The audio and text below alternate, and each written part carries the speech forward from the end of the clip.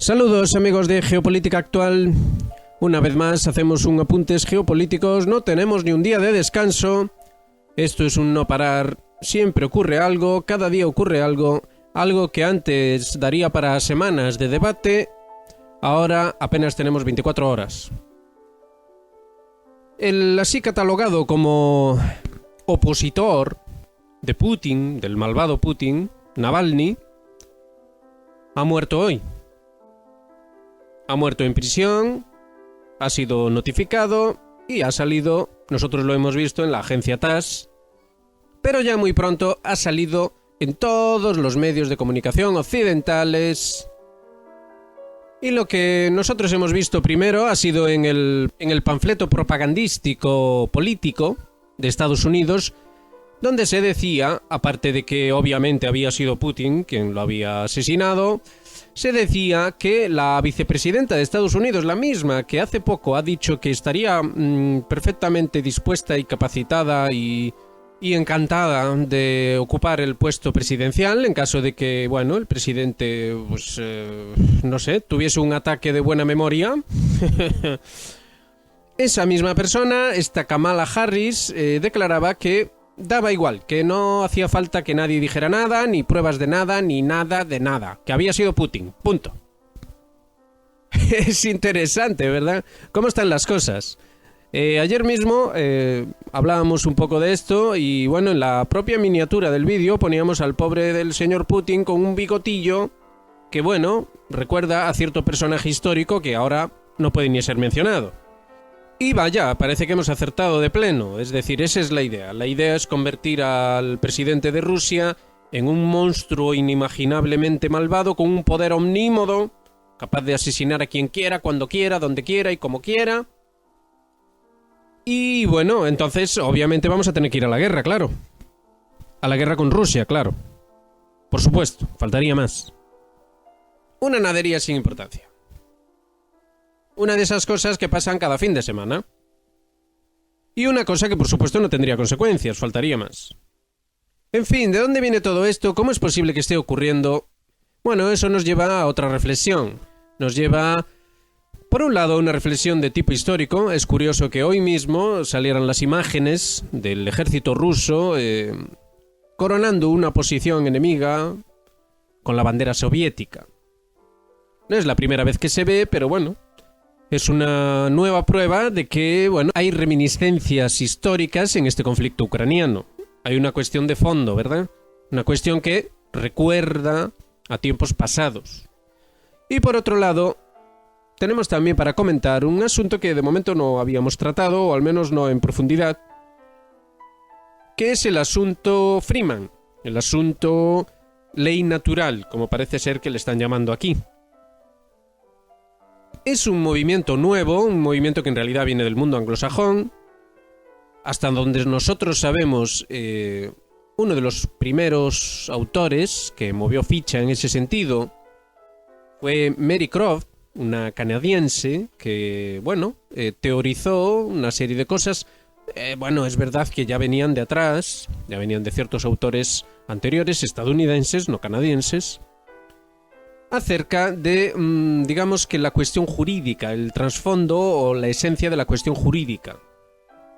Es decir, aquello que como individuos somos a nivel público, al nivel de lo público, al nivel de la res pública.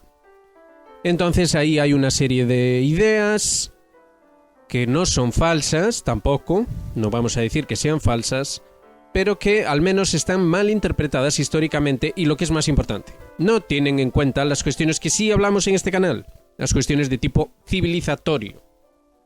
Entonces se comentaba ahí que un papa había promulgado una serie de bulas, un grimorio, etcétera, etcétera, según los cuales se fundamentaría ahí el inicio mismo, el primer paso de la corporatización de las personas, es decir, de considerar a los seres humanos como empresas, como sujetos jurídicos, vamos a llamarle así, no como seres humanos, no como, para ser todavía más exactos, no como seres humanos como mínimo susceptibles, mediante su libre albedrío, de ser libres y soberanos, sino que se les considera de manera totalmente pasiva, como si fueran esclavos, pero más todavía, pues los esclavos eran considerados humanos.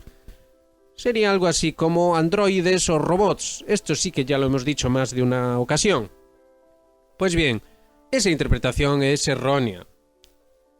La Iglesia Católica tradicional no hizo eso, no se trataba de eso. La Iglesia Católica cometió muchos errores, claro que sí, como toda institución humana. Y recordemos que ya en el Evangelio Jesucristo en persona le dice a Pedro: «Apártate de mí, Satanás». Es decir, está claro que la Iglesia Católica ha cometido errores. La verdad, tampoco nunca se puso en duda que la Iglesia Católica, en cuanto institución particular, es decir, en cuanto a su aspecto más mundano, aquello no susceptible de estar vinculado a la doctrina, sino a la realidad que hoy entendemos como política, podía equivocarse. Es decir, un sacerdote o un príncipe de la Iglesia podía equivocarse a nivel político, a nivel de opinión personal, o siempre que hablase de cosas que no tenían nada que ver con lo que se entendía como magisterio de la Iglesia, es decir, cosas troncales, esenciales. Y eso nos lleva a la cuestión de la civilización. Por eso es necesario fundar una civilización. Entonces, en el vídeo anterior hablábamos de esto, y hoy sencillamente vamos a destacar que la institución que es necesario fundar, esa institución, no puede jugar a este tipo de juegos erróneos, según los cuales es la propia tradición la que fundamenta la monstruosidad moderna, porque no es así en absoluto. Aquellos que tengan interés deberían estudiar en profundidad la historia eclesiástica, el derecho canónico, la teología dogmática, y así conocer la doctrina católica en profundidad. Como cualquier otra tradición, esta tradición, ya lo dijimos en su día, en el vídeo de los dogmas, es totalmente compatible con una metafísica no dual, y eso significa exactamente que en la medida en la que la tradición católica permanece fiel a sí misma, es imposible que considere a ningún ser humano como una empresa. Es imposible, por definición. ¿Significa esto que la actual Iglesia Católica, o dicha tal, considera las cosas de este modo? No. Ha habido una revolución en la Iglesia de la que no se habla, nosotros ya hemos hablado varias veces, que hizo que la Iglesia Católica dejase de ser una institución tradicional, motu propio. Es decir, fue decisión de la propia Iglesia el hacerlo. Investiguen eso también si quieren, y verán que es así. Alguien nos pedía bibliografía. Muy bien, pues vamos a dar un buen apunte bibliográfico para enterarnos de estas cosas. Vamos a decir dos incluso. Para enterarnos del meollo, recomendamos un libro que ya habíamos recomendado antes, pero lo volvemos a decir. El Rin desemboca en el Tíber. Es un libro en el que se expresa los manejos internos durante el Concilio Vaticano II que resultaron en la Revolución Vaticana o la Revolución Católica o como se le quiera llamar. Y el otro libro es La destrucción de la tradición cristiana de Rama Kumaraswamy. Solo con esos dos libros hay más, pero esos dos son más que suficientes para entender qué es lo que ha pasado. Por eso hemos dicho aquí que el evento geopolítico más importante del siglo XX, atención, es el Concilio Vaticano II. ¿Por qué razón? La propia revista Time de la época lo decía. Sí, la revista Time decía que el Concilio Vaticano II había finiquitado, había dejado atrás a la última institución tradicional de Occidente. Eso decía. Es decir, es algo así como hoy la Wikipedia. Si lo dice la Wikipedia, usted puede pensar lo que quiera, pero desde luego no puede decir que sea conspiranoico. Entonces, cabe tener claras ciertas cuestiones a la hora de enfrentar la propuesta que hemos hecho aquí, la creación de una institución tradicional. ¿Por qué? Porque no la hay. No la hay en Occidente. Entonces, nosotros vamos directamente a la cuestión profunda, a la cuestión de fondo. No vamos a una cuestión religiosa, no nos interesa, ya lo dijimos. Poco nos importa que gane el Madrid o que gane el Barcelona, eso nos da igual. Poco nos importa que usted considere que el Madrid es mejor o que el Barcelona es mejor. No es asunto nuestro, no nos interesa, no nos importa. No nos compete tampoco. Lo que sí nos compete es el conocimiento puro. Y eso es lo que fundamenta toda religión y toda civilización. Pues bien, la institución tiene que estar fundada en principios metafísicos no duales, los cuales, como se verá, ya lo hemos visto, vuelvan a ver el vídeo de los dogmas católicos si lo desean, coinciden exactamente con los principios de las religiones, en este caso de la religión católica, pero quizá algún día hagamos otro con otra religión, con otra tradición. Entonces, no se equivoquen, lo que está pasando en el mundo, esta tercera guerra mundial a la que nos están arrastrando, por ejemplo, hace un rato veíamos las declaraciones del señor Scholz, en las cuales decía que una capitulación de Ucrania implicaba que no había nada que negociar. O sea, dense cuenta de lo que está diciendo este señor. Está diciendo que o bien Ucrania gana, porque lo diga él, o porque lo digan sus amigos, o bien no hay nada que negociar. Es para morirse de risa. Es lo mismo que la señora Kamala Harris, solo que, bueno, a la alemana, vamos a decirlo así. Esto es un disparate y una locura, solo va a ir a peor. Está yendo a peor. Y la única solución, la única auténtica solución, es entender en profundidad qué es lo que fundamenta realmente una civilización y qué es lo que aleja al mundo del desastre total. Y eso es la tradición.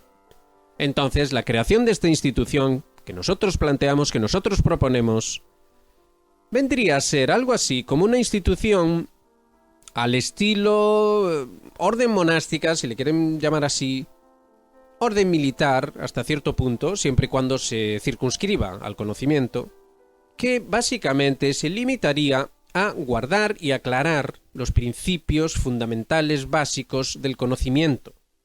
Eso es todo. Pero es mucho. Es poco y es mucho. Es muchísimo.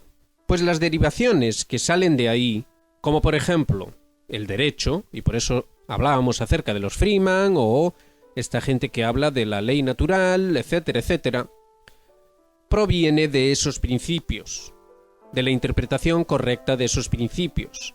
Entonces, el derecho marítimo, como le llaman ellos, es decir, el derecho imperial, ese orden basado en reglas, no se equivoquen porque es eso, consiste en la consideración a priori de que el ser humano es un objeto.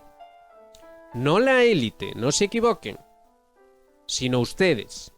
La élite, por statu quo, es decir, por el hecho de ser élite, por el hecho de estar ahí arriba, por el hecho de tener el control, sí serían humanos. Los demás, por el hecho de no tener el control, por el hecho de no estar ahí arriba, no son humanos.